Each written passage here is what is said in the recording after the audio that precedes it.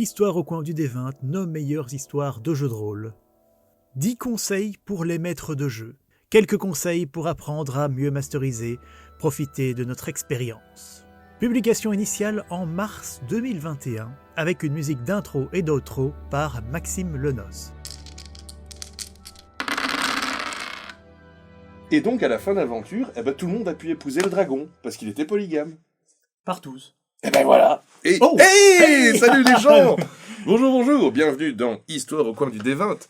Cette petite émission artisanale où on vous donne des conseils, on vous raconte des aventures de jeux de rôle. Et de quoi allons-nous parler aujourd'hui, Gilles ? De bière. Oh merde, pour l'instant, maintenant c'est lui qui... Non, d'abord la bière des amis. Parce qu'on en a deux. On a chacun ramené nos bières. Mais Gilles, c'est moi qui décide, c'est moi qui est installé. On ne peut pas boire ça puisque nous ne sommes pas des amis. On est amis. Donc nous sommes tous amis aujourd'hui.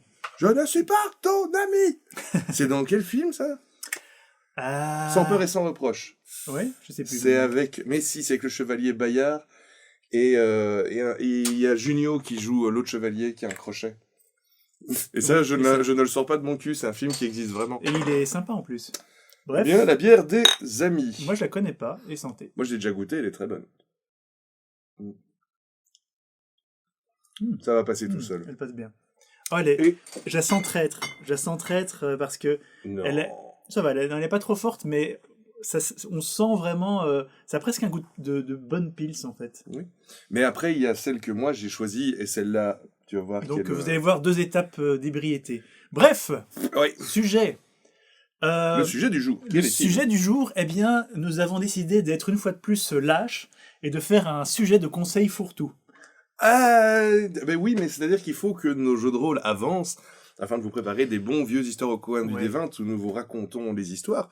Donc là, une petite... Juste pour préparer, enfin, je dirais à la fin, qu'est-ce qu'on a sous le capot. Oui, parce que là, tu vas mettre les gens en haleine, il vaut mieux le faire à la fin de l'émission. Ça roule. Mais donc, effectivement, ce n'est pas une émission simplement fourre-tout, on a vraiment pensé à des conseils à donner aux maîtres de jeu. Voilà. 10 conseils pour les maîtres de jeu débutants. Il va y avoir des conseils bateaux, peut-être même probablement des conseils qu'on a déjà dit. Et il y a quelques conseils un petit peu plus nouveaux. Moi, personnellement, parce que donc nous avons prévu chacun 5 conseils et on ne s'est pas concerté avant. Voilà, donc il y aura peut-être des répétitions, on ne sait pas à l'avance. On va peut-être se marcher sur les pieds, mais bon, ce n'est pas grave. Après tout, chaque histoire au coin du D20 n'est-il pas un tango entre 2 maîtres de jeu ou 2 frères Ça devient un peu sexuel et incestueux, mais ok. Moralité. En fait, tu veux commencer ? Oui, moi je veux bien, il faut juste que je me souvienne de quel était mon premier conseil. Mon premier conseil. Moi je les ai écrits, c'est plus facile. Moi je les ai mis dans ma mémoire pleine de trous comme un gruyère. C'était donc conseil numéro 10. On va faire un top 10. On peut dire conseil numéro 1 parce que c'est pas vraiment un top. Qui était de dire aux maîtres de jeu, à l'époque, le conseil, c'est... ne baissez pas votre intensité quand vous jouez un PNJ parce que ça fait rigoler les joueurs. J'ai toujours dit que quand vous jouez un PNJ, je pense qu'on a toujours dit que quand vous jouez un PNJ, vous, le maître de jeu, vous pouvez pas changer d'apparence. À la rigueur, vous pouvez faire comme faisait David à l'époque, à savoir changer de chapeau. Vous pouvez mettre des lunettes, des fausses lunettes si vous voulez. À l'époque où j'avais lu le livre de jeu de rôle de culte, il disait oui, tel personnage est une femme fatale, quand vous la jouez, prenez une cigarette et vous la fumez de manière sensuelle. Alors je m'étais dit, oh putain, je vais me faire chambrer par mes joueurs si je fais ça. Mais ça a toute son importance de trouver une voix à votre personnage, et quand vous avez trouvé cette voix, surtout si cette voix...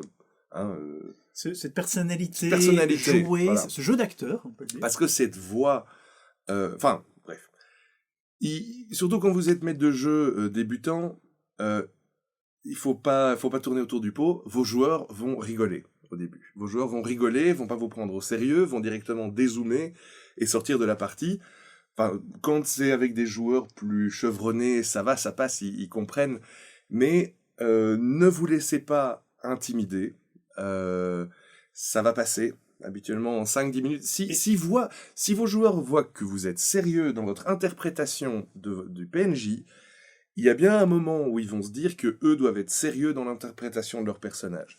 Si ça n'est pas le cas... Et puis même si c'est drôle, ben on rigole, c'est pas grave. Oui, voilà. Et si ça n'est vraiment pas le cas, ben alors c'est peut-être que y a une ou deux personnes autour de la table qui ne sont pas faites pour le jeu de rôle, ou pas faites pour ce genre de jeu de rôle. Je peux comprendre que parfois quand tu joues un personnage qui te ressemble vraiment pas, ça peut avoir un côté comique, mais pour moi c'est pas un problème. Le nombre de fois où j'ai joué des femmes séduisantes Mm-hmm. qui devaient en plus faire du gringue à d'autres joueurs, alors, et que ça mettait un gros malaise. Je me souviendrai, c'est une bonne occasion de sortir une anecdote que j'ai envie de sortir depuis un certain temps et je ne savais pas quand le faire, qui est un des gros fous rires récents de Florian Thieu, qui a fait une petite partie de Hitterpunk, donc mon jeu de rôle personnel. Mhm. Et donc, le frère, là, il a une romance avec une fille.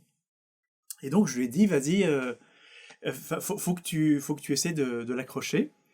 Et j'ai dit, vas-y, viens, drague ton frère. C'était ça. Florian, il s'est écroulé.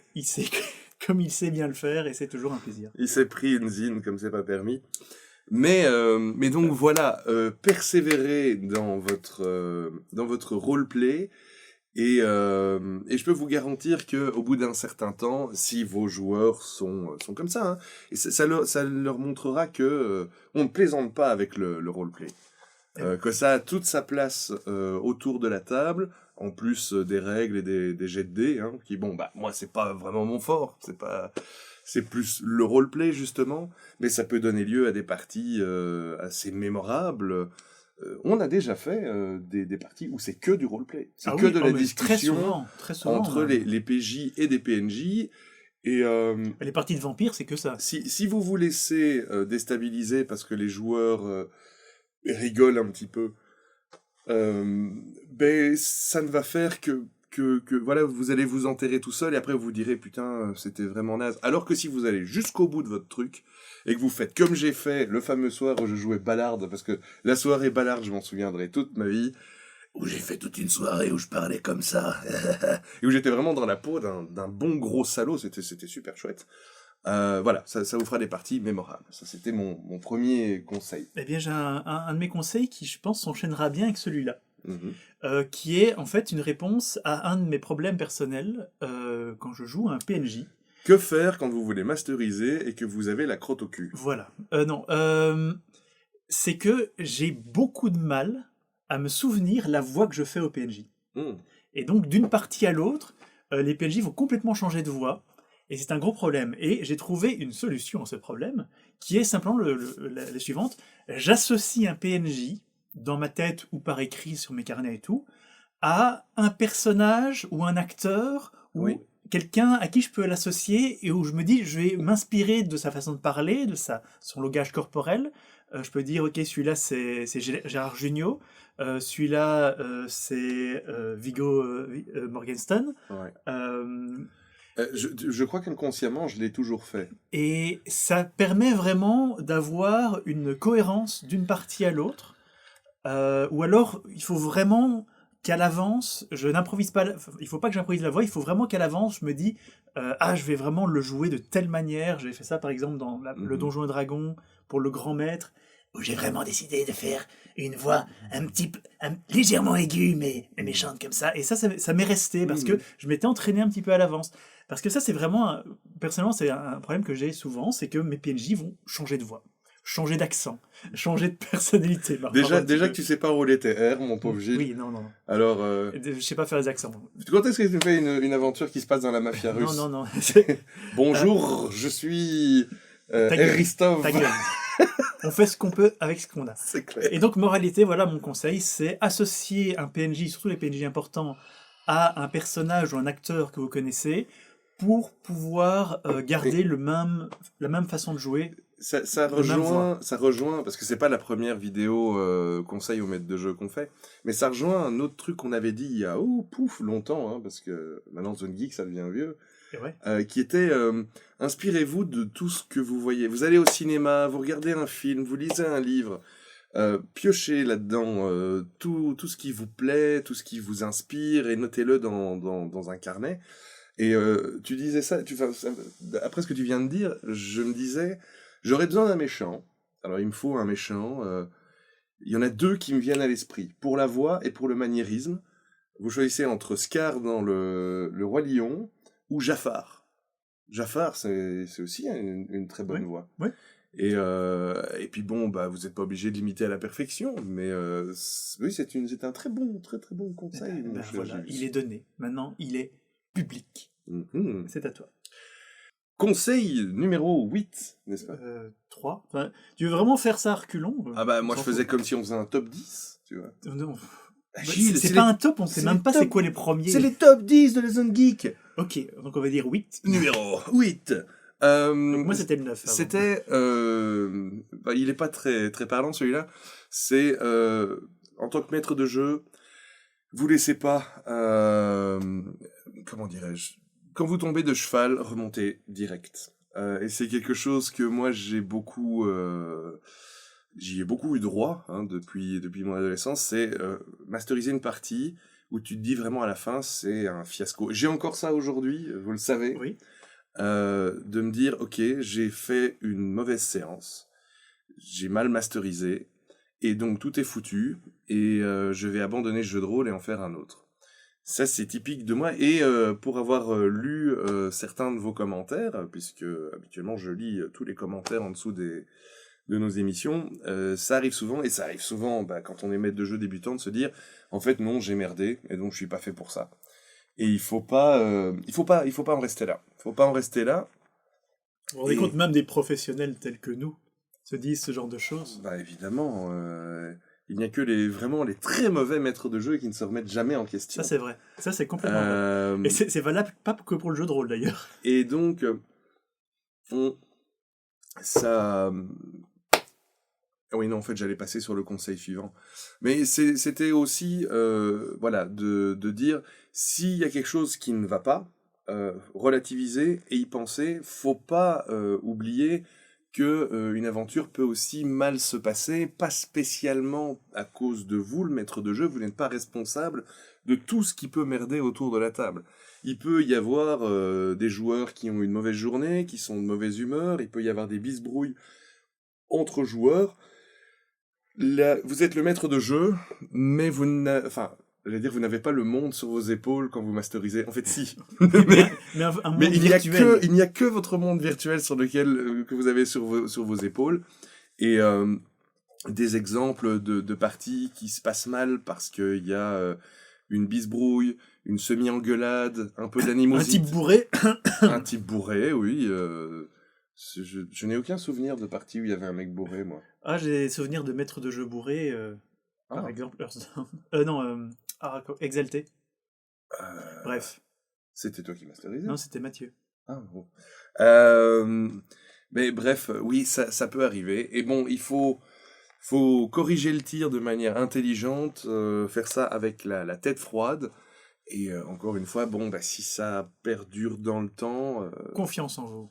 Oui, avoir confiance en vous, parce qu'au final, ça reste le jeu de rôle est un plaisir et doit le rester. Et donc ne pas se laisser envahir par le doute et la peur. Parce que c'est ce qui fait la magie de votre univers, c'est justement ce que vous y apportez. Parfois ça plaira, parfois ça plaira pas. Mais si vous laissez le doute comme autant de pierres sur un chemin, vous n'arriverez plus à avancer. Et maître jeu débutant, n'ayez pas peur de vous lancer. Et n'ayez pas peur de vous ridiculiser, nous sommes tous passés par là. Voilà, ça arrive vraiment. Les mauvaises séances, on en a tous eu. Enfin, particulièrement sauf avec toi d'ailleurs. Sauf moi. J'ai un autre conseil qui s'enchaînerait assez bien avec celui-là. Vous avez toujours des conseils qui s'enchaînent bien. On ne s'est pas concerté du tout. Hein. Donc, conseil numéro 7, vu qu'apparemment on fait les choses dans cet ordre-là. Ouais. Et donc, mon conseil est, si vous retrouvez coincé, si vous retrouvez dans un cul-de-sac, n'hésitez pas à prendre votre temps. Alors, en tant que maître de jeu, donc, prendre votre temps, il y a deux solutions. Soit vous dites aux joueurs, écoutez, là j'ai besoin de 5 minutes, ou vous ne leur dites pas et vous allez aux toilettes, ça c'était une solution Oui, mais maintenant tous les joueurs bien savent connue. ça. On a ouvert la Euh, boîte de Pandore. le temps un petit peu réfléchir à tout ce qui est en train de se passer et comment vous allez pouvoir préparer la suite et improviser la suite. Donc vraiment, simplement dire aux joueurs, ok, écoutez, là, je sais pas exactement comment je peux gérer la suite, donc laissez-moi un petit peu y réfléchir. C'est une solution, mais ce n'est pas la meilleure solution. La meilleure solution, c'est tout simplement de légèrement De tuer tout le de groupe. tuer tout le groupe, et puis on recommence à zéro, et comme ça on s'en fout. Non, c'est de légèrement retravailler votre scénario entre chaque séance. Ah ben voilà, ben, ça c'était un de mes conseils. Ah ben voilà. Mais là, en fait, parce que je trouvais qu'on allait un peu vite en besogne pour l'instant, mais ça c'est un truc super important, et en fait je vais même incorporer à ce conseil que tu viens de dire, un des miens, et on va dire que ça va faire un bon gros globi-boulga. Un gros conseil. Et Mais je t'en voilà, prie. donc moi c'est quelque chose que je fais tout le temps et que j'utilise énormément et que je trouve génial. C'est, vous faites des séances à coup de 3, 4, 5 heures. Eh bien, à la fin de la séance, si jamais ce que vous aviez prévu, vous dites, mais en fait, est-ce que ce serait pas mieux s'il se passait ça plutôt? Eh ben, vous le Mhm. changez. Mhm. Vous le changez et vous le dites pas aux joueurs, évidemment. Mais oui, Euh, il faut. Mais en même temps, tu sais, il y a des joueurs qui vont regarder cette émission et qui vont se dire quoi? Le maître de jeu, il change son scénario entre chaque partie, c'est Et- dégueulasse! Je dis pas qu'il faut changer le scénario Et pour c'est pourrir la vie honteux! des joueurs, il faut changer son scénario pour le rendre plus intéressant. Mais exactement. Et te dire, voilà, tiens, c'est un bon moment pour incruster telle chose, eh ben, voilà. Je vais même. En fait, oui, c'est. On est en train déjà de s'en mêler les pinceaux dans nos conseils, mais Voire même, tu peux même faire des retcons une fois de temps en temps. Il faut pas trop le faire, c'est ce que tu mais appelles un retcon. un retcon, c'est quand tu enlèves une chose n'est plus canon. Et donc, Ah par oui. exemple on termine une séance où à la fin, il y a le gros méchant qui sort son flingue, qui tire la première balle, et là, tu te dis, ok, ça va être un combat, on le fera à la prochaine séance. Mhm. Et si, entre les deux séances, tu te dis, en fait, ça pourrait être beaucoup plus intéressant si le méchant abordait les choses de manière un petit peu différente et que Oui. ça commençait pas directement dans un combat, mais ça commençait dans un dialogue qui va peut-être devenir un combat. Eh ben, au début de la prochaine séance, honnêtement, ça fait pas mal de mal, une fois de temps en temps, faut pas le faire trop souvent, mais de dire, non, en fait, je me suis trompé la dernière fois, il a sorti son flingue, mais il a pas encore tiré. Donc, Mm. on peut discuter pendant 2 secondes et ça va peut-être devenir un combat, on sait pas encore. Je sais déjà plus dans quel conseil on est. Ça, le mien, c'était le 7. Le 7. Donc, si jamais tu Je veux- je vais y incorporer quelque chose, puisque On va dire que c'est le évidemment. 6 parce que sinon on sera à court, non? Non, mais on en inventera, parce qu'on est des maîtres de l'improvisation. Oh, on est incroyable. Mais donc, ça reste dans le cadre de. Ton conseil, c'est entre chaque séance, repenser son aventure en fonction de ce qui C'est- s'est passé. Voilà, ouais. Alors, c'est vrai que c'est une très bonne chose. C'est quelque chose qui, je pense, fait pas mal peur aux maîtres de jeu débutants. Parce que la plupart des scénarios de jeux de rôle que vous allez trouver dans le commerce ou sur Internet, c'est souvent des scénarios linéaires. Il doit se passer ça, il doit se passer ça, il doit se passer ça, et la conclusion doit être ça. Quoique dans beaucoup de scénarios, le truc c'est souvent, bon, on sait pas ce qu'auront fait que vos PJ comme conneries, donc la fin est un peu ouverte. Un truc que je fais souvent et que j'ai incorporé dans ce conseil de repenser les aventures après chaque séance, c'est faites du roleplay avec vous-même. Non pas prenez une bouteille de whisky et parlez-vous dans un miroir comme un psychopathe, c'est pas ça. Are you talking to me? Il m'est très souvent Are you arrivé... talking to me? Ah et puis tu pètes le miroir avec la bouteille. Il m'est très souvent arrivé que après une séance, les choses ne se soient pas du tout passées comme elles auraient dû dans le scénario. Et les joueurs, de par leur pérégrination et le fait qu'ils ne font jamais ce qu'ils sont censés faire, vous voyez bien comme je fais le joueur qui bondit dans tous les sens et qui va pas voir le châtelain, parce que dans le scénario, il est mis qu'ils doivent aller voir le châtelain, mais non, on n'a pas envie d'aller le voir, on va aller foutre le bordel à l'auberge. Dit-il avec dégoût. Vos PNJ, dans votre histoire, ils sont quand même centraux. Et ils vont devoir réagir et arriver quand même à un moment dans l'histoire. Il m'arrive très souvent d'imaginer, de faire du roleplay avec moi-même. et de me dire, ok, ils étaient censés devenir copains avec le type qui va les trahir après, et ils lui ont pas fait confiance. Jouez votre personnage dans votre tête. Et dites-vous, ok, il a cet état d'esprit, il pense comme ça, qu'est-ce qu'il va faire? Qu'est-ce qu'il est en train de faire pendant que les joueurs... C'est ça que je veux dire. Qu'est-ce que votre PNJ est en train de faire quand les joueurs ne sont pas là en train d'interagir avec lui? Et pour la partie d'après, vous faites ça avec tous les personnages importants, enfin, ça peut prendre 5 minutes, hein. Ça me vient de Spoonie, en fait, cette histoire. C'est quelque chose que Spoonie dans... Ce bon vieux Spoonie. Ouais. Dans Counter Monkey m'a appris, c'est... Au cas où vous n'auriez plus vu la première vidéo depuis longtemps, c'est lui qui nous a inspiré ouais, voilà. les histoires au coin des vins. Spoonie est aussi un vieux maître de jeu qui a fait une émission qui s'appelait Counter Monkey, où il racontait ses histoires de jeux de rôle, et c'est ce qui nous a inspiré pour faire Histoire au coin du D20. Et dans une de ces émissions, je vais faire un cours. Je sais plus comment s'appelle cette émission de Spoonie, qui vaut vraiment le détour, où en gros, les aventuriers sont dans une ville qui est dirigée par un espèce de demi-dieu. C'est pas SeaWorld. De quoi? C'est pas SeaWorld, quelque chose comme ça? Un truc comme ça. Je me souviens que c'est tiré d'une série, c'est un espèce de Donjons et Dragons tiré de romans. J'essaierai de le mettre dans les commentaires, mais... Avec le serviteur de la déesse du viol ou un truc comme ça. Enfin, ça va loin. Vidéo géniale. Hein, je vous fais un résumé de cette émission, parce qu'elle veut tout dire, et moi ça m'a beaucoup inspiré. Je me suis dit, mais comment est-ce que j'y avais jamais pensé? Donc, Spoonie, maître de jeu, prévoit une aventure qui se passe dans une ville, un peu la ville des voleurs. Et cette ville des voleurs, elle est gouvernée par un demi-dieu. Mais quand je dis un demi-dieu, c'est un demi-dieu comme dans la mythologie grecque, qui est un élu de la déesse du meurtre et du viol. Et du combat sale, quoi. En fait. Et donc, c'est vraiment un enculé, c'est le demi-dieu salopard qui règne sur tous les salopards qui sont dans la ville, et le groupe sont tous des petits voleurs. Et Spoonie a prévu sa campagne en se disant, ils vont aller voir Tempustain, il s'appelle Tempustain, cette espèce de demi-dieu. Et puis au début, il va un peu les prendre de haut, il va leur donner une mission en mode allez-y les grouilleux, allez détruire un culte dans les égouts de ma ville. Et puis, et alors il dit, ouais, je m'étais dit, bon, ils vont réussir leur mission, et puis Tempustain va les prendre un petit peu sous son aile, et la campagne, ce sera qu'ils deviendront les exécuteurs de ce demi-dieu extrêmement violent et méchant. Ce sera bien.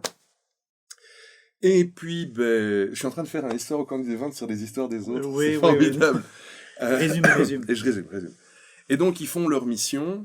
Ils arrivent à buter les cultistes.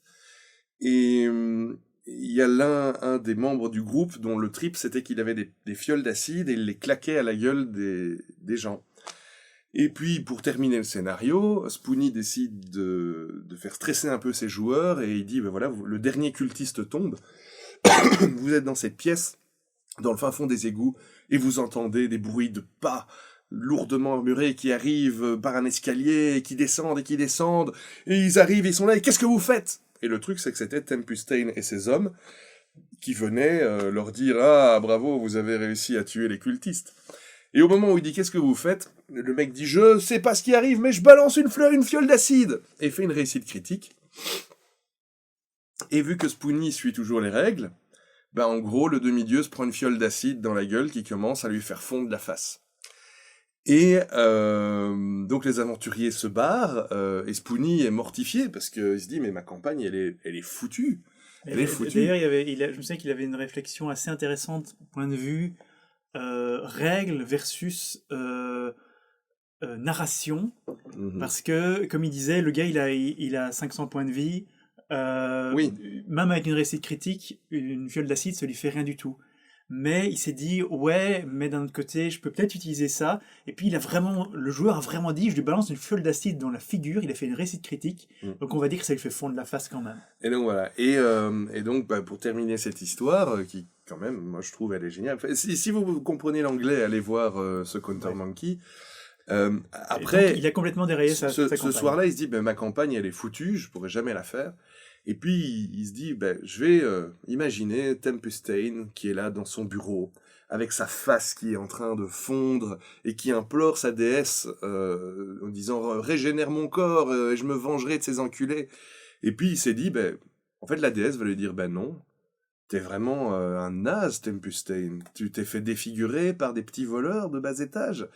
Tu ne régénéreras pas ton visage tant que tu ne te seras pas vengé d'eux. » Et il a complètement changé sa campagne de sens, où en gros, là, c'était, on est dans la ville des voleurs, et on est poursuivi par un demi-dieu qui veut nous massacrer. Et ça a fait une des campagnes les plus glorieuses pour eux, si on en croit Spoonie. Voilà. C'est vrai que c'est une très chouette vidéo. Mais là-dessus, c'était une dissertation. C'était une longue dissertation, mais je pense que ça valait la peine de la raconter. C'est à toi le prochain conseil alors. Parce que là, on est toujours sous le 7, le conseil 7 qui est un petit peu dérivé. Alors, ben moi je dirais mon 6e conseil, c'est un double conseil. Je dirais conseil numéro 6 plutôt, parce que c'est pas logique sinon, si c'est le 6e. C'est toi et tes règles. Conseil numéro 6. C'est pour ça que t'es nul en règles. Oui, mais on s'en fout, Gilles. Obligez toujours vos joueurs à jouer leur personnage. Et n'oubliez jamais que le diable est dans les détails. Si un de vos joueurs a pris un handicap, genre par exemple mon personnage est borgne, ce qui est déjà arrivé, ou mon personnage est boiteux, il faut pas oublier, on a toujours tendance en tant que maître de jeu d'être obnubilé sur le grandiose et sur toute la situation du truc. N'oubliez pas ces petits détails. Moi-même, j'ai eu beaucoup de mal à m'y faire. Faut pas oublier ces détails que sont, par exemple, un joueur doit jouer ses handicaps, et s'il ne le fait pas, n'hésitez pas à y aller avec la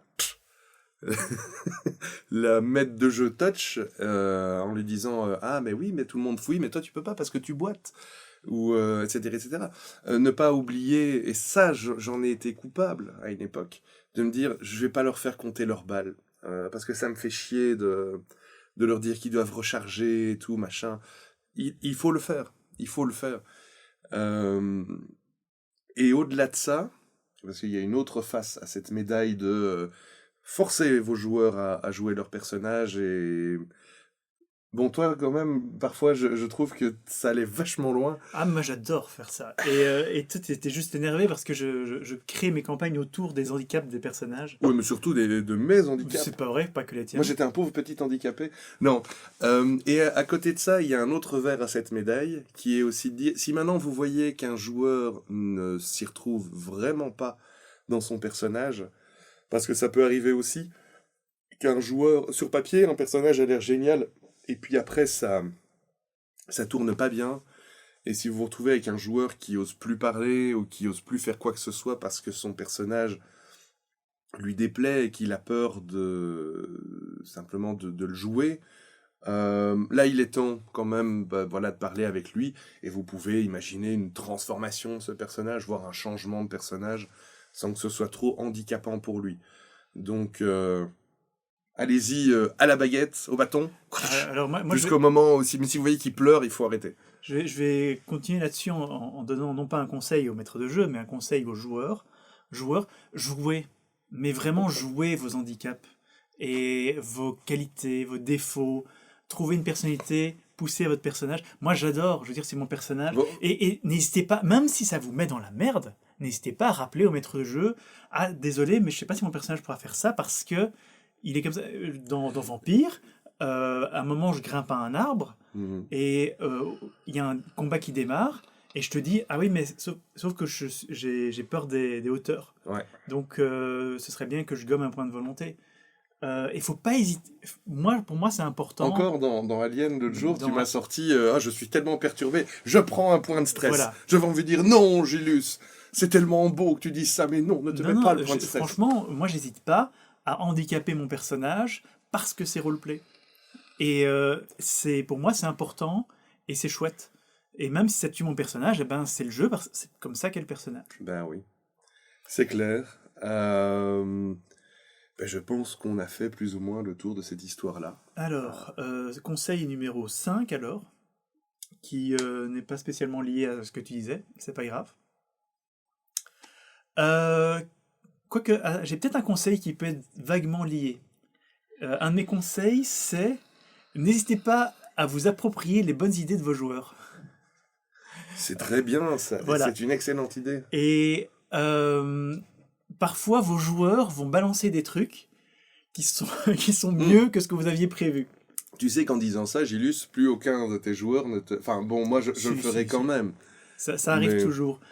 Franchement, si à un moment, un de vos joueurs vous dit oh là là, on rencontre encore un ogre, ça se trouve, c'est le frère de celui qu'on a tué à la séance précédente, Mhm. eh ben, en tant que maître jeu, je peux te dire eh ben, c'est peut-être bien son frère. Et donc, et jouer là-dessus. C'est par exemple, il faut qu'on rentre dans le château. Ah, il me semble que le chemin le plus évident, enfin, la herse, ça a l'air compliqué. Passons peut-être par les égouts. Et puis alors, il y en a un autour de la table qui fait, ouais, mais attends, ça se trouve, il y a des rats et des maladies là-dedans et tout. Ah, tiens, j'avais pas pensé qu'il y avait des... Hop, il y a des maladies dans les égouts. Tout le monde va faire des jets d'endurance. C'est pas un conseil qui est là que pour faire des coups de pute. Hein. C'est pas pour dire... Oui, on va changer le coupable du meurtre à la dernière minute. C'est parce que ça, franchement, c'est pas correct. C'est vrai. En fait, ça peut être aussi très drôle. Ça peut être aussi une façon de rajouter un côté presque humoristique, où genre vous jouez un magicien et eh ben y a quelqu'un qui trouve qu'il ressemble à Gandalf. Eh ben vous le jouez. Voilà. Vous dites, je n'ai pas inventé de personnalité pour ce personnage, eh ben, on va dire que c'est Gandalf, je vais vous jouer comme Ian McKellen ou n'importe quoi. Ou quelqu'un a une idée complètement débile, mais c'est drôle, et ça va rajouter de bonne ambiance autour de la table. Ah ben, vous partez là-dessus, je sais pas, vos joueurs sont perdus dans un parc d'attractions désaffecté et à un moment quelqu'un dit ouais moi je vais au Space Mountain, et ben on s'en fout, ben, tout d'un coup il y a le Space Mountain dans ce parc d'attractions, pourquoi pas. N'hésitez pas à partir un petit peu parfois dans les tripes de vos joueurs et à laisser vos joueurs influencer un petit peu le scénario en lui-même, tant que c'est pas dans le mauvais sens évidemment. Ça permet aussi et vous prenez leurs bonnes idées, parce que vous pouvez faire un scénario qui est linéaire, mais en faisant ce que Gilus vient de vous décrire, même si ça peut sembler un petit peu bizarre, ça fera que le scénario linéaire aura moins l'air linéaire. Et quand vous devrez mettre en place un événement qui doit arriver, vous pourrez le lier à peut-être quelque chose qu'ils ont fait ou qu'ils ont dit juste avant. Alors c'est un semi-conseil qui n'était pas vraiment dans ma liste, mais que j'aime beaucoup, c'est n'hésitez pas dans les jeux de rôle à mettre des coïncidences un petit peu débiles. On n'est pas dans un film. Et si le brigand qui rencontre à la 3e séance, eh ben, c'est le beau-frère du brigand qui a donc combattu la première séance, c'est bien pour les joueurs d'avoir des cadres comme ça, des cases dans lesquelles ils vont se dire « Oh tiens, merde, c'est lui! Oh merde, le garde là, c'était le brigand qu'on a combattu et qui a dit qu'il allait se racheter et maintenant il est devenu garde. » Hop, ça donne l'impression que les joueurs ont influencé sur le monde et ça c'est chouette. Le conseil numéro 4. Eh ben, avant d'arriver au conseil numéro 4, je propose qu'on sorte tes bières. Bah oui. Donc on a montré la bière des amis. Et maintenant, on va faire péter la Stoner Witch. Donc c'est la sorcière Stone. Hein. Je sais pas à quoi on va ressembler à la fin de cette émission, les amis. Ça va? Oui, ça va. J'en ai un petit peu marre d'avoir de la bière qui coule partout sur mon parquet ici. Oh, si ce n'était que de la bière. Eh bien, le conseil numéro 4, c'est il faut pas mettre des doigts dans le cul de vos joueurs. Sauf s'ils disent oui. Sauf s'ils disent oui. C'était très drôle. Non, le conseil numéro 4, c'est probablement l'un des plus évidents. L'un de ceux que vous allez trouver le plus souvent dans les émissions de jeux de rôle, qui est de dire essayez de tout prévoir, même si vous savez très bien que les joueurs vont faire exactement le contraire de ce que vous avez prévu. Vous avez besoin d'une assise, vous avez besoin de fondation quand vous allez masteriser.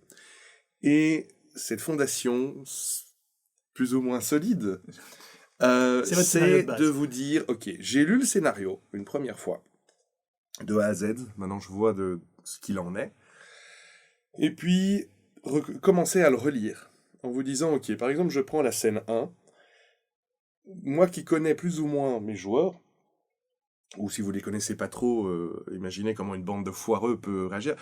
J'imagine que, ok, il y en a un, il va réagir comme ça, il y en a un, il va réagir comme ça pourrait entraîner la scène dans ce sens-là, et donc si jamais ça part dans un mauvais sens, bah, je ferai ça pour les ramener dans le droit chemin. Évidemment, alors, je dis ça, ça va vous permettre d'avoir voilà, une certaine stabilité au départ. Et puis quand il faudra commencer à improviser, vous savez où vous en êtes. Et vous aurez beau avoir des fondations, les joueurs vont creuser en dessous et vont essayer de faire plein de trucs. À ce moment-là, ben, n'hésitez pas à être un peu non, ça ne marche pas. Ta gueule, c'est magique. Mais de bien connaître son scénario, même si vous savez très bien que ça va pas se passer comme c'est prévu, même si vous savez très bien que vous allez devoir le rectifier entre chaque séance, parce que votre imaginaire est une chose et l'imaginaire des autres est quelque chose de complètement autre. Mais voilà, c'est... Ok. Oui. Oui. Je suis désolé, c'est un peu bateau, voilà, mais c'est super important. C'est prévoyez, mais prévoyez que ce que vous avez prévu n'arrivera probablement pas. Ou de manière détournée plus tard. Voilà. Parce que c'est vrai que je me disais, dans nos émissions, on met beaucoup d'emphase sur oui, il faut savoir improviser, il faut savoir se retourner, et en plus, parce que ce qu'on vous dit, c'est oui, vous devez savoir improviser, vous retourner quand les joueurs vous sortent des trucs que vous n'aviez pas prévus, et en plus, ne pas leur laisser voir que vous êtes pris de court par leurs idées. Ça ne sort pas de n'importe où. Il faut que vous ayez prévu 2-3 trucs éventuellement, 2-3 petites cartes qui sont dans votre manche. Quelques rebonds, un événement qui pourrait, par exemple, court-circuiter une action d'un PJ qui risquerait de foutre en l'air votre scénario. Je sais pas, que ce soit un mec qui sorte un flingue dans la foule et puis oh mon dieu, qui est-ce, qu'est-ce qui se passe, oh mon dieu, qu'est-ce qu'il a essayé de tuer, et puis bah après, pour le scénario suivant, vous trouverez qui c'est. Puis on peut toujours faire une séance avec les joueurs qui font échapper de prison, évader de prison à un autre joueur, parce que c'est pas faux. Ça arrive souvent. C'est pas faux. Voilà, c'était... Prévoyez des plans de prison préfaits, parce que ça arrivera. Ouais. Voilà, c'était mon conseil un peu bateau, mais qui a vraiment toute son importance. Avant que la séance ne commence, essayez d'imaginer ce que pourrait être cette séance. Et prévoyez quelques jokers. Ok. Voilà. Alors, conseil numéro 3, qui n'est pas lié à ce que tu viens de dire. Et je pense que c'est un conseil qu'on a déjà donné, mais pour moi, il est important. Parce que, en tant que maître de jeu, amenez des chips. Vous devez vous y préparer. Non, c'est pas... Ça pourrait. En tant que maître de jeu, vous créez votre univers, vous présentez cet univers devant vos joueurs, vous êtes fier de votre univers, mais vous êtes non seulement fier de votre univers, mais vous êtes fier des personnages qui vivent dans cet univers. Et vous allez essayer de pousser devant vos joueurs ces personnages qui sont cool, qui sont classe, qui sont préparés. Et donc vous allez créer des PNJ qui sont vraiment pensés comme vraiment des personnages intrigants, faisant partie de votre univers. Et les joueurs vont en avoir rien à foutre de ces personnages. Et au moment où le super baron arrivera dans votre aventure, les joueurs ils sont en train de faire mumuse avec Jean-Claude le clochard qu'ils ont trouvé devant le château. Donc mon conseil est le suivant, ne vous attachez pas trop à vos PNJ que vous avez bien préparés, utilisez plutôt les personnages, les PNJ, qui ont immédiatement accroché vos joueurs. Oui. Et c'est souvent lié à un côté un petit peu humoristique, lié à une coïncidence, à une situation, mais il y a des personnages comme ça qui vont marquer vos joueurs, pour une raison ou une autre. Eh ben, c'est ces PNJ-là qui doivent devenir plus importants dans l'histoire. Madame Michou, Seyard. Voilà, tout à fait. Flint. Alors là, bam, vous pouvez aller revoir tous nos vieux... Alors attends, Madame Michou, c'est dans Shan. Flint, c'est dans Fading Sun. Nixon, Et Seyard, c'est dans Dark Dark Heresy. Heresy. Des, Ouais. des PNJ qui, sans nom, qui comme ça sont devenus des personnages qui ont eu une importance. En un sens, Annabelle dans Oui, ta enfin, promise dans Hitterpunk. moi j'ai toujours cru qu'elle avait une importance et que tu me l'avais mise là pour éventuellement éponger mes dettes, mais... Ouais, oui et non. Mais tu vois, par exemple, dans Hitterpunk, un personnage qui est très important, c'est le fameux alchimiste Malronce, qui est vraiment au cœur de tout mon univers, et vous en avez jamais rien eu à foutre. Même si je dois le garder pour certaines raisons, c'est pas le genre de personnage qui vous a marqué. Disons qu'en fait, pour moi, Malronce, c'est un personnage au cul duquel on a couru pendant toute la campagne, et puis on l'a retrouvé mort, vraiment en mode... Voilà, c'est un Et petit c'était, oh merde, un c'est petit peu Malronce, mais il est mort, merde. Oui, c'était un petit peu l'idée. Bref, moralité, vraiment, essayez, une fois que vous voyez qu'un personnage a attaché l'attention des À joueurs, captiver, captivé, à capter. oui, à capter l'attention des joueurs, gardez-le, réutilisez-le. Faut pas hésiter, même si c'est un pecno, vous le faites monter en grade, il devient un proche, il devient quelqu'un d'important, ou il devient un méchant, que sais-je, mais ce sera beaucoup plus intéressant et beaucoup plus marquant pour les joueurs que ce soit ce personnage-là qui sort de l'ordinaire, plutôt que Steve, que vous avez présenté comme l'homme le plus fort du monde. Oui, oui. C'est... allez, comment dire? Ça peut arriver spontanément. Donc, comme tu disais, qu'un PNJ prenne une vie propre, une existence propre. Et il m'est déjà arrivé dans ces moments-là, par exemple avec Madame Michou. Ça, c'est un exemple concret. Vos PNJ, dans un scénario, vous n'êtes pas...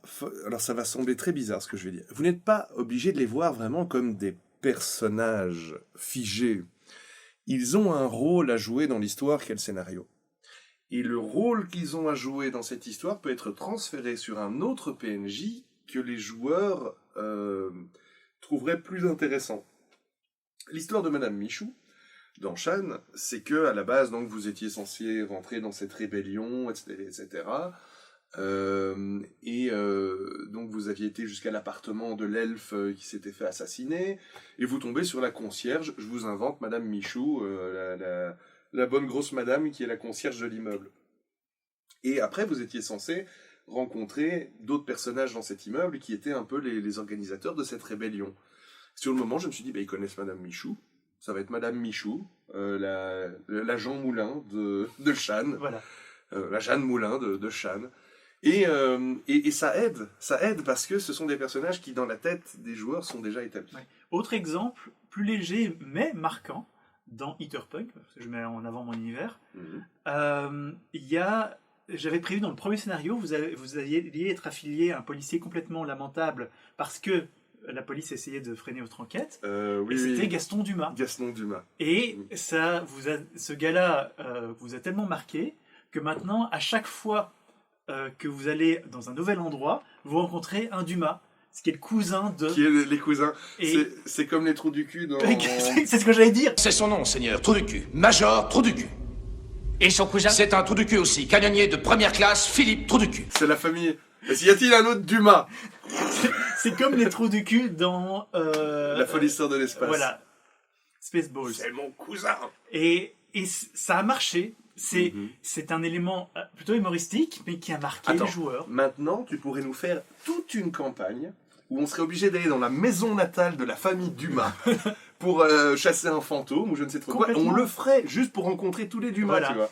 Voilà. Les joueurs Qui ont été serait toute une accrochés famille par un Bowser. PNJ qui n'était pas prévu pour être marquant, mais il l'a été. Voilà.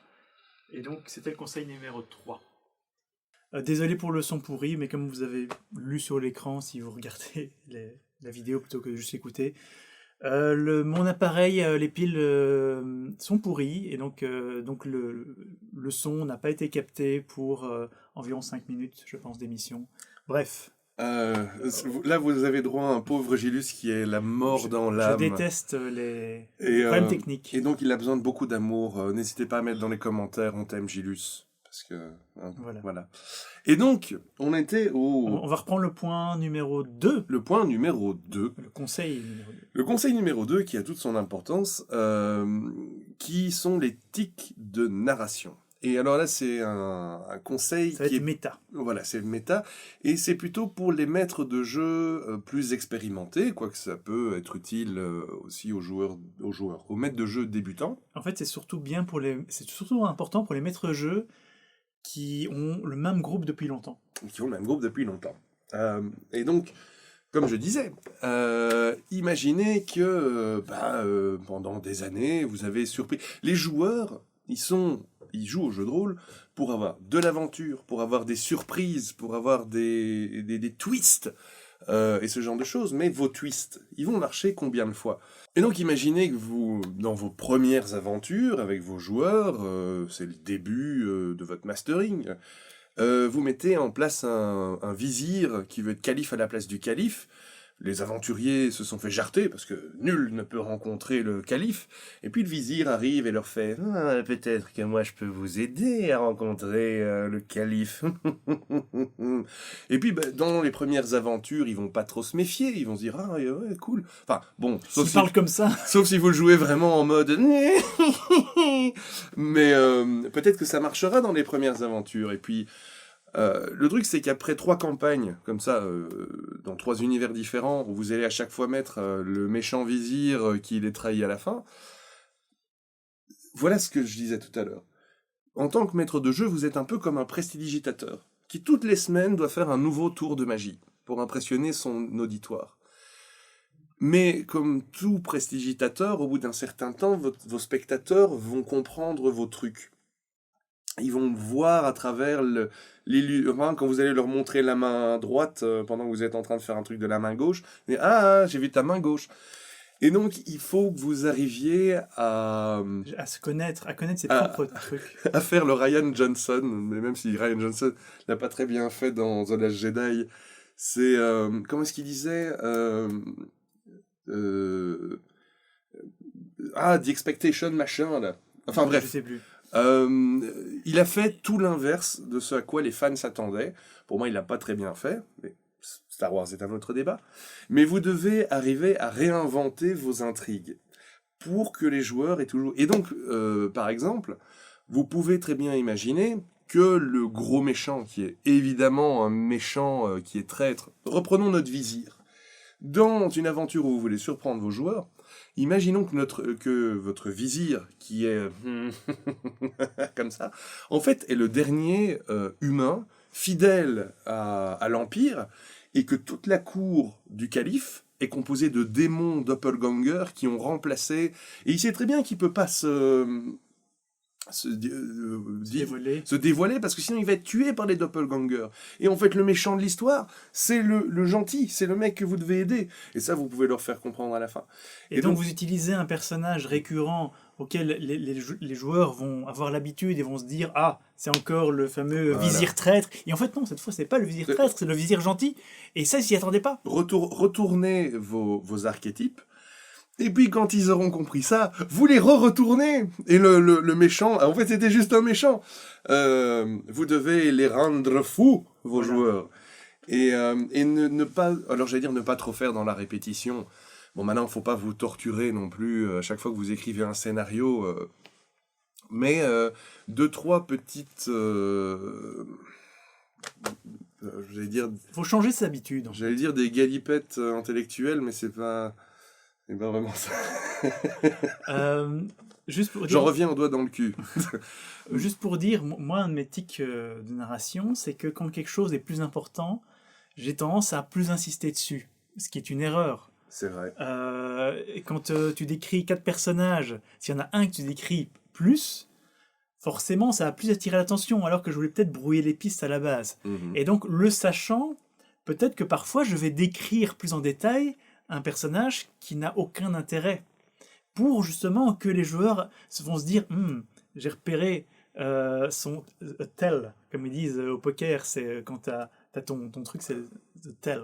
Et donc ils vont dire tiens, j'ai repéré, donc je vais aller enquêter 3 fois plus sur ce personnage-là. Mais en fait, en tant que maître jeu, tu les as bien vus parce que justement, c'est ce que tu voulais qu'ils fassent. Dans Hitterpunk, tu nous as sorti comme ça toute une collection de personnages, dont certains avaient des sales histoires. Il y avait genre un garde qui avait des problèmes de drogue.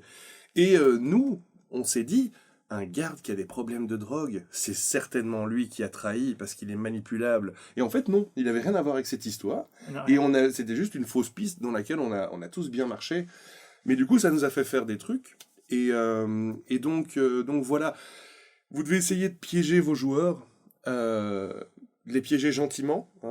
Faut pas leur faire des gros coups de pute en permanence. mais leur faire des méta-pièges sur c'est comme, Oui, c'est comme parce dans un film a un langage. Ouais. Et les bons réalisateurs utilisent ce langage parce que, en tant que spectateur, on a l'habitude de certaines choses qui semblent évidentes, mais certains bons réalisateurs vont justement inverser la j'allais dire, tendance. je sais pas si c'est James Wan, je crois que c'est James Wan, qui est très fort pour ça. Il va te faire un film d'horreur où tu as un personnage qui est en train de se brosser les dents en se regardant dans un miroir. Et tu dis, ouh là là, il va y avoir un truc dans le miroir. Parce que tu as vu... Le bon vieux truc, quand tu fermes le miroir, hop, il y a quelque chose... T'as vu plein de films d'horreur, donc... Et donc, le personnage se brosse les dents, et puis il se penche pour cracher ce qu'il est en train de se brosser les dents, et la caméra descend, et là, tu te prépares, parce que tu sais que quand ça va remonter, il va y avoir un swing avec le fantôme qui est derrière lui dans le miroir. Et en fait, James Wan ne le fait pas. Il fait juste que le personnage se relève, et il n'y a rien dans le miroir. Voilà. C'est Et donc, vraiment c'est ça. jouer sur les attentes. Et le jeu de rôle a aussi son propre langage narratif, et donc il faut jouer sur les attentes de vos joueurs. Oui, tout à fait. Et parfois, mettre en place un petit flingue de Tchekhov. Fusil de Tchekhov. Le fusil de Tchekhov, qui est, vous allez dans une description parler d'un truc qui était juste là. Il y a une épée anti-démon. Là, les joueurs vont se dire, ok, il y a un moment, on va devoir combattre un démon avec cette épée. C'est ça. Les joueurs arrivent chez le magicien du coin. Décrivez la scène, comme vous décririez n'importe quelle scène. Ah, le magicien est en train de fébrilement lire un grand grimoire qui est posé sur son comment on dit le truc son pupitre. En face de lui, il y a une épée grandement ornementée. N'en dites pas plus. En fait, si ça se trouve, le grimoire et l'épée anti-démon, ce sont les deux objets les plus importants de l'histoire. Mais vous pouvez pas dire directement, alors ouais, c'est une épée anti-démon et il est en train de lire un grimoire super méga ancien qui a l'air de valoir énormément de pognon. Décrivez-le juste comme un grand livre bien ornementé. C'est terrible, ça fait vraiment partie du travail de maître de jeu. De même, Oui. désolé, quand il y a un groupe de brigands, celui qui est le chef, c'est pas écrit sur son front. Oui, c'est vrai. Et donc, vous n'avez pas à dire, ok, là il y a 5 brigands, plus un 6e, c'est le chef. Non, les joueurs ils ne savent pas. J'ai souvent été coupable de ça. Tu mets un groupe de 5 brigands et puis tu vas dire, et il y en a un, il a l'air plus gros et plus patibulaire que les autres. Voilà. Style en mode, tu dois justifier que c'est le chef, parce que quand il va taper sur le joueur, il va faire plus de dégâts. Bah non. À la rigueur, pendant le combat, tu peux le décrire en train de donner des ordres. Alors là, pendant le combat, ils disent, oh putain, merde, c'est lui le chef. On est de nouveau en train de partir en sucette. Mais donc, c'est vraiment cette histoire de... Et ça rejoint les conseils qu'on a dit au début, d'un petit peu penser à la séance suivante, en vous disant, ok, les PNJ, qu'est-ce qui se passe dans leur tête? Et puis les joueurs, qu'est-ce qu'ils vont essayer de se dire, enfin, qu'est-ce qu'ils vont se dire lors de la prochaine séance. Et voilà. Voilà. Et donc, il ne reste plus qu'un conseil. Le plus grand conseil de tous. Qui est un conseil un peu bateau, mais donc quand même le conseil numéro 1. Fallait pas le dire. Mais je le dis parce que... Après tout ce passage sur la manipulation, tu dis, ouais, bon, c'est un conseil. Non, mais pour moi, c'est un des conseils les plus importants en tant que maître de jeu. C'est vraiment, pour moi, ça, c'est le cœur d'être maître de jeu. C'est ça. C'est... j'ai ici. C'est ton carnet d'idées. Mmh. Et tu es en train de faire un scénario qui dit que les joueurs vont rejoindre un groupe qui va réveiller un grand démon, et donc les joueurs vont se retrouver obligés, après avoir réveillé ce démon, d'aller le tuer, mais ça va les mener dans des intrigues politiques. Voilà. Ça, c'est ton scénario. Eh ben, dans ton carnet d'idées, il est marqué quelque part que les joueurs ils vont rencontrer un gobelin qui vend une lampe magique. Eh ben, pendant ce scénario, tu vas utiliser, à un moment tu vas te dire, merde, c'est le moment parfait pour utiliser ce point que j'ai noté, parce que c'était une bonne idée, de ce gobelin qui leur vend une lampe magique. Pendant qu'il a effeuillé le truc, j'ai vu tuer Nurgle. Non. Donc, moralité, vous avez un carnet qui est rempli d'idées que vous ne savez pas quand est-ce que vous allez les utiliser. Et ça, pour moi, ça change tout. Parce que ça va amener des divergentes intéressantes, ou parfois pas, mais c'est pas grave, ça va amener des moments qui vont rendre le monde plus vivant. Et qui vont vous permettre de mettre des idées qui n'ont pas leur place au milieu, enfin, dans le cadre du scénario, mais qui ont leur place en parallèle de ce scénario. Donjons et Dragons, pour le moment, on fait une légère pause. J'ai 2 trucs de mon carnet qui vont arriver au début de la prochaine séance, parce que pour le moment, le donjon, il me fait un petit peu chier. Donc, on va arriver dans une ville, il y aura un clown en train de marcher sur un ballon, et probablement un totem, ou un truc comme ça. Et donc, moralité, que votre carnet soit physique ou virtuel, quand vous avez une idée d'une scène intéressante, amusante, dangereuse, n'importe quoi, vous la notez. Et à un moment, vous allez vous dire, ok, c'est le bon moment de ressortir ça. Moi, je relis ce que tu viens de dire au fait de... Enfin, j'allais dire, cultivez-vous. Cultivez-vous, les gens. Matez des films.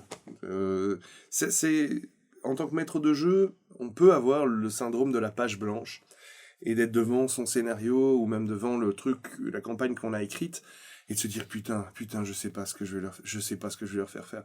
À ce moment-là, vous mettez un film. Vous mettez un film où vous regardez des trucs sur Internet et il y aura bien un moment où ça va cliquer. Et vous allez lui dire, ah tiens, c'était cool cette scène dans tel film, c'était cool cette situation dans tel brawl. Et tu fais comme le mème de Leonardo DiCaprio dans Once Upon a Time in Hollywood, il est comme ça. Tu vois le mème? Eh ben, j'ai jamais vu Once Upon a Time in Hollywood. Mais tout le monde me dit qu'il faut que je le voie absolument. Bref, c'était un mème, parce que Leonardo DiCaprio fait le 3/4 des mèmes d'Internet. T'en as pensé au même. Voilà. Et moralité, oui, quand vous voyez un truc dans un film et vous dites putain, ça dans un jeu de rôle, ce serait cool. Telle scène, c'était cool. Tel personnage était vous le cool. Notez. Tel concept était cool. Parce que si vous ne le notez pas, vous allez l'oublier. Vous pouvez pas tout le temps... le jeu de rôle étant quelque chose qui fait énormément appel à l'imagination. Alors l'imagination, elle est infinie, tatati, je sais bien, hein, le monde est merveilleux et notre cerveau, c'est un univers. Mais on peut pas toujours chier des trucs prodigieux comme ça. Et donc, allez puiser de l'inspiration à gauche, à droite, réadapter les personnages à votre sauce. Et là, j'ai l'impression qu'on a fait une redite de tout ce qu'on avait dit dans nos conseils et aux joueurs et aux maîtres de jeu. Il y a quelques redites, mais tu vois, par exemple, quelque chose que j'entends beaucoup depuis que vous jouez au nouveau Donjons et Dragons, c'est que vous me parlez beaucoup de Gobtopia. Oui. Gobtopia, c'était une de ces notes. Je me suis dit, tiens, il y a des gobelins qui sont en train de fabriquer une ville technologique en parallèle de la ville. Mais donc ça veut dire que tu as mis en place Gobtopia avant d'avoir fait la carte de la ville et d'avoir pris tous les PNJ? J'ai aucune carte de Gobtopia, c'est un vague concept dans ma tête, et je l'avais mis devant, et vous n'arrêtez pas de m'en parler, vous avez l'idée. Gobtopia, maintenant, c'est devenu un sujet récurrent. C'est-à-dire, on se dit, si on foire notre mission, on va pas retourner en ville pour se prendre la honte, on va aller à Gobtopia. Tu vois, c'est la ville où vont les gens qui ont losé. D'ailleurs, à noter que je n'avais pas de nom pour la ville. Et donc, quand vous avez rencontré ces gobelins, je me suis dit, ah oui, et donc on va aller à Gobtopia. Et ça m'est venu comme ça, je l'ai inventé sur le coup. Et, voilà, et donc, parfois, les meilleures idées viennent comme ça. Mais prenez des notes, utilisez ces notes. Parce que pour moi, ça, c'est le cœur d'un monde ouvert. Quand vous ne faites pas un scénario linéaire, il faut avoir ces setups qui se créent d'eux-mêmes grâce à ces notes. J'ai encore un conseil. Eh bien, le conseil 0. Le conseil 0. Le conseil 0, de nouveau, alors c'est pas le plus extraordinaire du monde, mais ça de nouveau, c'est parce que je pense aux maîtres de jeu débutants. On a passé toute cette émission à vous dire, oui, alors écoutez vos joueurs, rebondissez sur leurs idées, etc., etc. Il y a une chose que moi, en tout cas, au début, j'avais beaucoup de mal à faire, c'est un moment recadrer le scénario. Et on en parlera certainement plus dans un prochain Histoire au coin d'idée 20, mais l'histoire du vaisseau qui explose dans Alien. Tu m'as dit pendant la partie, je sais ce que tu es en train de faire et c'est pas bien. Eh ben si, c'était très bien, parce que depuis le temps que vous parliez de non, c'est trop dangereux, on va retourner sur notre vaisseau. Mais ça, ce sera pour l'émission Alien. Ouais. Il y a des fois où effectivement, alors c'est bien beau d'être un maître de jeu ultra flexible, qui écoute ses joueurs et qui prend note des idées. Il y a aussi des fois où vous pouvez vous permettre. Vous êtes le suivi le conseil, tu as repris ce que je disais pour l'utiliser. Vous êtes le narrateur. Il y a des fois, vous pouvez mettre en place un événement, même si ça semble un peu absurde ou un peu violent, où les joueurs vont faire « Hein ? Mais ça sort d'où ?» pour remettre l'aventure sur les rails. Ça aussi, c'est important. Oui. Parce que parfois, j'ai vraiment l'impression qu'on est des maîtres de jeu pipou, hein, nous. Parfois, je repense à Franck et je me dis... La poigne de fer avait quand même du bon. Honnêtement, on est relativement gentil. Ça fait une éternité que je n'ai plus tué un joueur. Quoi qu'il y ait Bismuth, il n'y a pas longtemps. Même moi, tu me tues plus. Et moralité, oui. Pour moi, c'est un équilibre à trouver. Mais on a tendance à faire moins de situations dangereuses et de beaucoup plus sauver les joueurs narrativement. Oui. Oui, mais je crois que c'est au détriment d'aussi d'un sentiment de danger. Il faut ce sentiment de danger. Et ce sentiment de danger doit être là. Ah ouais. Et bon, parfois ça passe par le meurtre d'un PJ. Parfois, il y a un de vos joueurs, vous devez le sacrifier au maïs, vous voyez. C'est comme dans les romans de Stephen King. Voilà. Mais, non, oui. Il ne faut pas tuer les joueurs juste pour relancer l'aventure, mais... effectivement, le danger... Si les joueurs font un truc complètement débile et que ça n'a aucune conséquence, c'est pas bien non plus. Enfin, voilà. Encore une émission où je pense que les voyeurs vont pouvoir dire « Ah ben, les frangins, c'était vachement bien structuré. » Comme toutes nos émissions de conseils, c'est... avec un son parfait du début à la fin. Pif, paf, pouf, voilà. Nickel, lisse. Et donc, tu voulais parler des prochains... On s'en fout. Voilà. Des projets à venir, mon cher Gilles. Oui, voilà. On a plus de Donjons et Dragons à raconter, même si on va attendre de terminer le scénario avant de le faire. Vampire, il y a une séance qu'on n'a pas encore racontée. Vampire, il y a une séance qu'on n'a pas racontée. Ici, tu es en train de nous faire un one-shot Alien. Ouais. Pour le jeu de rôle Alien. Avec des aliens. Mais j'ai remplacé les aliens par des E.T. Le scénario est moins angoissant, sauf pour Gilus. Oui, moi je supporte pas. Bref, on a encore des trucs... Il y a des machins qui, à mon avis, vont être plus se retrouver. Genre, on avait beaucoup parlé de Rêve de Dragon. À mon avis, ça se retrouvait dans un épisode un peu fourre-tout parce que on n'a pas grand-chose à raconter. Ça a été court, en fait. Et les aventures étaient un peu pomponnettes. Les aventures étaient très basiques. Bref.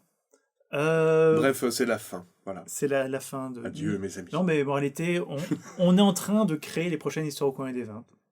Et donc, soyez patients. Il y a toujours Earthbound. C'est vraiment la blague récurrente. Non, mais c'est vrai. Je pense qu'on aurait des choses à raconter. Au moins, d'écrire l'univers.